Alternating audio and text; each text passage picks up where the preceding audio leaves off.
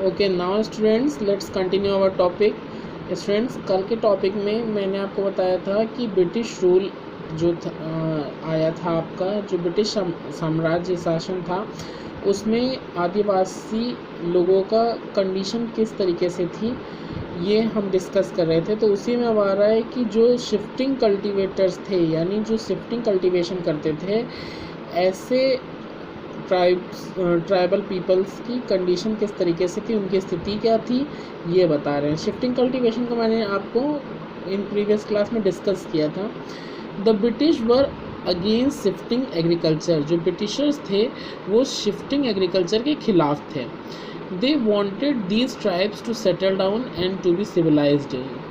अब क्यों खिलाफ थे? क्योंकि वो चाहते थे कि ये जो ट्राइब्स हैं, ये जो आदिवासियों का समूह है, ये एक जगह सेटल हो जाए, एक जगह आपका रहने लगे, ठीक है, एंड बी सिविलाइज्ड, और सभ्य हो जाए, मैनरफुल हो जाए। Settled communities were easier to administer. अब जैसे उनका कहने का मतलब ब्रिटिश इसमें भी अपना फ़ायदा देख रही थी। क्यों? क्योंकि उनको लगता था कि जो सेटल्ड कम्युनिटीज़ हैं, अगर ये एक जगह टिक कर रहने लगी, ये समुदाय एक जगह ही रहने लगे, तो उनको एडमिनिस्टर करना, उनको प्रशासन मतलब जो है उनका प्रशासन उनके ऊपर प्रशासन करना जो है वो काफ़ी आसान हो जाएगा अगर वो एक ही जगह टिक के रहेंगी तो। The British also wanted regular revenue from the tribal communities. जो ब्रिटिशर्स थे यानी जो अंग्रेज थे, वो चाहते थे कि उनको रेगुलर रेवेन्यू जो है, टैक्स जो है, वो ट्राइबल कम्युनिटीज़ से मिलता रहे, यानी आदिवासी समुदाय से उनको लगातार रेवेन्यू मिलता रहे समय दर समय। They were given lands on rent. अंग्रेज़ों ने ट्राइबल पीपल को लैंड्स जो हैं, भूमि जो हैं, वो रेंट किराए पे दे रखी थी। They had to pay the rent to the landowner who in turn paid revenue to the government. अब जो ट्राइबल पीपल थे उनको किराया देना पड़ता था लैंड ओनर को, जो मालिक होता था, ठीक है, ज़मींदार को, जो फिर ज़मींदार क्या करता था, फिर उसी को रेवेन्यू के हिसाब से, मतलब जितना टैक्स बना उस टैक्स को गवर्नमेंट को पे करता था landowner. These tribes found it difficult to change to settled agriculture because the fertility of land decrease over time. ये जो ट्राइब्स थे, ये जितने भी आपके आदिवासी समूह थे, उन्होंने ये मुश्किल पाया कि अब वो सेटल्ड एग्रीकल्चर में बदल जाए, मतलब वो शिफ्टिंग एग्रीकल्चर को छोड़ कर सेटल्ड एग्रीकल्चर में चेंज हो जाएं। वो ऐसा इसलिए नहीं उनको मुश्किल लगता था क्योंकि जो लैंड की फर्टिलिटी है, जो उपजाऊ शक्ति है उसकी, वो तो धीमे धीमे कम हो जाती है। अगर उस पर बार बार खेती की जाएगी एक ही खेत में, तो उसकी फर्टिलिटी जो है, उसकी जो उपजाऊ शक्ति है, वो डिक्रीज हो जाती है, वो कम हो जाती है कुछ समय बाद। तो उनको लगा कि जो शिफ्टिंग कल्टीवेटर्स थे, उनको लगा कि सेटल्ड एग्रीकल्चर में चेंज होना मुश्किल है। ऑल्सो इन सम एरियाज़, कुछ एरियाज़ में, कुछ क्षेत्रों में, देयर वॉज वाटर स्कैरसिटी और the land was unfit for agriculture. कुछ क्षेत्र ऐसे भी थे, कुछ एरियाज़ ऐसे भी थे जहाँ पे वाटर की स्कैरसिटी थी, मतलब पानी की कमी थी, और इसके साथ साथ वहाँ की जो लैंड थी, वहाँ की जो भूमि थी, वो एग्रीकल्चर के लिए अनफिट थी, मतलब कृषि के लिए सही नहीं थी, सुटेबल नहीं थी। This led to discontent in the tribals and ultimately many revolts took place. इससे क्या हो गया कि जो ट्राइबल्स थे, जो आदिवासी थे, उनके अंदर असंतोष था अंग्रेज़ों के खिलाफ, और अब इसीलिए धीमे धीमे कई रिवॉल्ट्स जो हैं, कई क्रांतियाँ जो हैं, वो अपना स्थान बनाने लगी थी, मतलब कई क्रांतियों ने जन्म ले लिया था। क्यों? क्योंकि अंग्रेज चाहते थे कि जो आदिवासी लोग हैं वो सेटल्ड होके रहें, एक ही जगह टिक कर रहें, लेकिन आदिवासियों को लगता था कि अगर उन्होंने एक ही खेत पे बार बार खेती की, क्योंकि फर्टिलिटी उसकी कम हो जाती है, तो उनको कोई फ़ायदा नहीं होगा। The tribal chiefs. अब देखिए, जो आपका ये जो आदिवासियों का समूह होता था, इनका एक मुखिया भी होता था, एक चीफ भी होता था, उसके बारे में बता रहे हैं। The tribal chief had traditionally been very important. जो ट्राइबल चीफ होता था वो परंपरागत रूप से बहुत ही महत्वपूर्ण व्यक्ति होता था इनके वहाँ। The people of this tribe paid tribute to him and had all the administrative and economic powers. जो इस ट्राइब के इस आपके कबीले के, ठीक है, या ग्रुप के जो लोग होते थे वो उसे रिस्पेक्ट देते थे, पे ट्रिब्यूट टू हिम, मतलब उसका सम्मान करते थे, जो मुखिया होता था, जो चीफ होता था, और उसके पास सभी एडमिनिस्ट्रेटिव और इकोनॉमिक पावर थी, मतलब प्रशासनिक और आपका आर्थिक जितनी भी शक्तियां हैं उस मुखिया के पास होती थी। He made rules for his tribe and had his own police and total authority over his tribe. देखिए वो अपने ट्राइब के लिए, अपने ग्रुप के लिए, अपने कबीले के लिए खुद नियम बनाता था जो चीफ होता था, और उसकी अपनी पुलिस थी, अपने रूल्स रेगुलेशन थे, अपने नियम कानून थे, और उसकी टोटल अथॉरिटी और पूरा अधिकार था अपने ट्राइब के ऊपर, अपने कबीले के ऊपर, अपना जो उसका समूह था उसके ऊपर उसका पूरा अधिकार था। The British how ever change the position and powers of the chief. हालांकि जो ब्रिटिशर्स हैं उन्होंने क्या किया, जो पोजीशन थी और जो पावर्स थी चीफ की उसको बदल दिया। He now had to follow the rules made by the British. अब क्या होता था, अब जो क्योंकि चीफ की पावर्स को चेंज कर दिया, अब चीफ को क्या फॉलो करना पड़ता था, जो रूल्स ब्रिटिशर्स बनाते थे वो फॉलो करना पड़ता था, और ब्रिटिश ऑफिसर्स को, और जो ब्रिटिश ऑफिसर्स होते थे उन्हें सम्मान देना पड़ता था, आदिवासियों को और चीफ को जो उनका होता था। They were allowed to retain some lands for agriculture which they could rent out.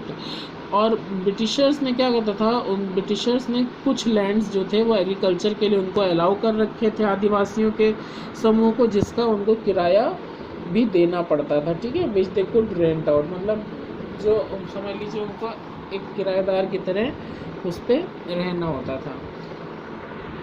Next है forest policy of the British. अब देखिए ब्रिटिशर्स ने, अंग्रेज़ों ने, इनकी जंगल नीति क्या थी।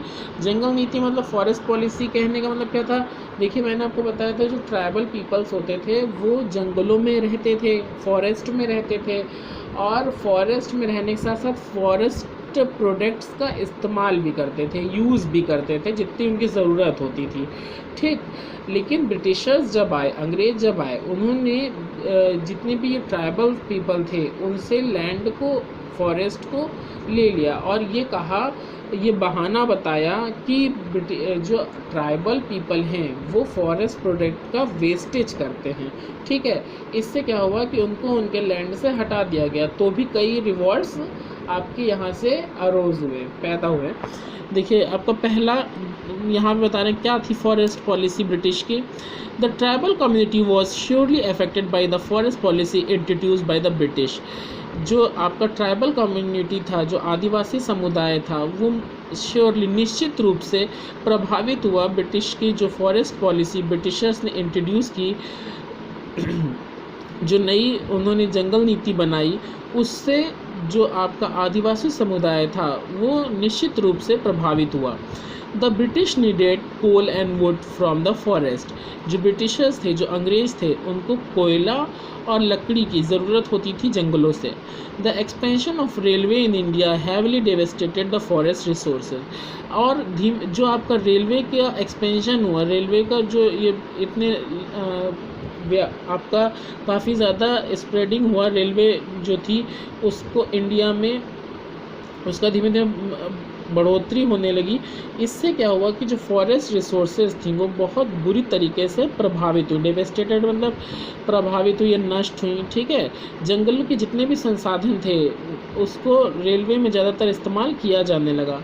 दे declared the forest as the property of the government. अब अंग्रेज़ों ने क्या डिक्लेयर कर दिया कि जो फॉरेस्ट हैं, जो जंगल हैं, वो सरकार की प्रॉपर्टी हैं, वो सरकार की संपत्ति हैं, ठीक है।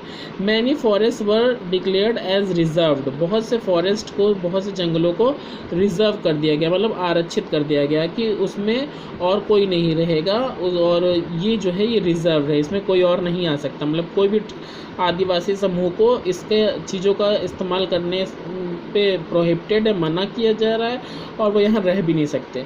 The tribal people had no rights to hunt और make use of any forest product. अब जो आदिवासी समूह था उनको कोई अधिकार नहीं था कि वो शिकार कर सकें जंगलों में, या किसी भी फॉरेस्ट प्रोडक्ट का, किसी भी जंगल की वस्तुओं का इस्तेमाल कर सकें।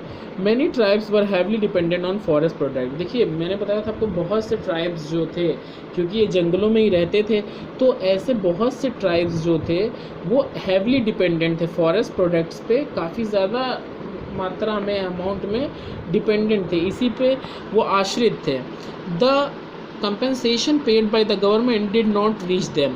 अब देखिए गवर्नमेंट ने कहा कि हम आपको जंगलों से हटा रहे हैं, लेकिन हम उसके लिए आपको मुआवजा भी देंगे, उसके लिए हम आपको जो उसकी भरपाई भी कर देंगे, ठीक है, आपको अलग से खेती के लैंड देंगे, रहने के लिए जगह देंगे, लेकिन ऐसा कुछ नहीं हुआ। जो कंपेंसेशन थी, जो छूट थी या जो भरपाई थी ब्रिटिश गवर्नमेंट के द्वारा, सरकार के द्वारा जो ट्राइबल्स को की जानी थी, ऐसा उनके तक कुछ नहीं पहुंचा। However, later the British allowed the tribals to live in small patches of the forest. हालांकि ये हुआ कि कुछ समय बाद ब्रिटिशर्स ने, अंग्रेज़ों ने ट्राइबल्स को, आदिवासी समूह को फॉरेस्ट के एक छोटे से हिस्से में रहने की आज्ञा दे दी, मतलब अलाउ कर दिया। And practice agriculture as long as they work as free labour to cut down trees for the British. और उनको कहा कि आप खेती कर सकते हो, लेकिन तब तक जब तक कि आप ब्रिटिशर्स के लिए काम करोगे फ्री लेबर के रूप में, मतलब आपको हम कोई सैलरी नहीं देंगे, आपको लकड़ियाँ काटनी होगी, ट्रीज़ काटनी होगी जंगलों से, और उसको किसका सप्लाई करना होगा, ब्रिटिशर्स को, क्योंकि जो आपका रेलवे का स्लीपर वगैरह बनता था वो सब लकड़ियों से ही बनता था, ठीक है। तो वो कहते थे कि आप यहाँ पे खेती कर सकते हो भाई, हम अलाउ कर रहे हैं, लेकिन तब तक जब तक कि आप फ्री लेबर, मतलब एक बिना सैलरी के, बिना कोई वेजेस के, बिना तनख्वाह के, अगर आप जब तक हमारे लिए पेड़ काटते रहोगे और काम करते रहोगे ब्रिटिशर्स के लिए, तब तक कि आप यहाँ पर एग्रीकल्चर प्रैक्टिस कर सकते हो। The British cut down many forest to establish extensive plantations. Britishers ने क्या किया, बहुत से जंगलों को साफ कर दिया, कटवा दिया। एक्सटेंसिव प्लांटेशन मतलब कृषि करने के लिए, खेती करने के लिए आपका बहुत ज़्यादा मात्रा में उन्होंने पेड़ों को जंगलों को साफ करवा दिया। Cash crops were grown on these plantations and exposed to the European countries as raw materials for their industries। मैंने कैश क्रॉप्स आपको बताया था, ऐसी क्रॉप्स जो आपका इकोनॉमिक पर्पज़ के लिए, मतलब जो एक्सपोर्ट इंपोर्ट के लिए ज़्यादातर जिसका इस्तेमाल किया जाता है, या आपका मनी के लिए जिसका तर, ऐसी क्रॉप्स जो जिनका कॉमर्शलाइजेशन पर्पज़ के लिए, बिजनेस पर्पज़ के लिए यूज़ किया जाता है, जैसे आपका इंडिगो हो गया, कॉफ़ी हो गया, ठीक है, मैंने आपको पिछले चैप्टर में बताया था। तो इसमें क्या हुआ कि इन्हीं जगहों पे इन्हीं प्लांटेशंस में, इन्हीं जो आपका खेत होते थे, इन्हीं पे कैश क्रॉप्स उगाई जाती थी और फिर उन्हें एक्सपोर्ट कर दिया जाता था यूरोपियन कंट्रीज़ में। यूरोपियन देश जो थे उसमें फिर उनको एक्सपोर्ट कर दिया जाता था एज रॉ मटेरियल, कच्चे माल के रूप में, ठीक है। उनके इंडस्ट्रीज़ में, उनके जो आपके इंडस्ट्रीज़ होती थी उसमें कच्चे माल के तौर पर उन्हें एक्सपोर्ट कर दिया जाता था। The tribals lost their habitat with the establishment of these plantations. जो ट्राइबल्स थे, ट्राइबल्स मतलब आदिवासी समूह थे, उन्होंने अपना निवास स्थान खो दिया था। अब भाई ये प्लांटेशंस बने, ये जगह जगह खेती होने लगी, तो जंगलों में उन्होंने साफ़ कर दिया और उसको अपना गवर्नमेंट की प्रॉपर्टी बता दिया। इससे जो आदिवासी समूह था उन्होंने अपना हैबिटेट, अपना निवास स्थान खो दिया था। Also labour was needed to work on this plantations. इसके साथ ही साथ जो लेबर्स थे, मजदूर थे, उनकी ज़रूरत थी इन्हीं प्लांटेशंस पे काम करने के लिए। The tribals were force to work here but were paid very low wages.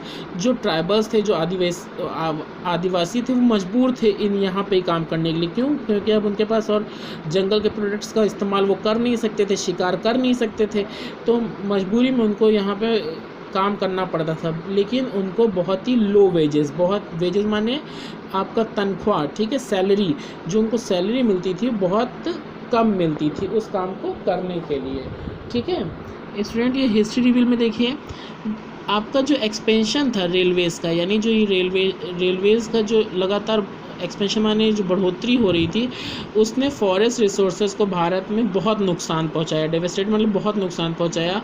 The government started reserving teak, sal and deodar forest for the manufacture of railway sleepers. जो गवर्नमेंट थी, जो ब्रिटिश सरकार थी, उसने क्या किया, टीक, साल और देवदार के जो जंगल थे, मतलब जहाँ पे ये सब पेड़ पाए जाते थे टीक वगैरह के, ये लकड़ियों के, उन्होंने क्या किया, उसको रेलवे स्लीपर्स बनाने के लिए उनको रिज़र्व कर दिया कि यहाँ पे आदिवासियों का कोई भी अधिकार नहीं होगा।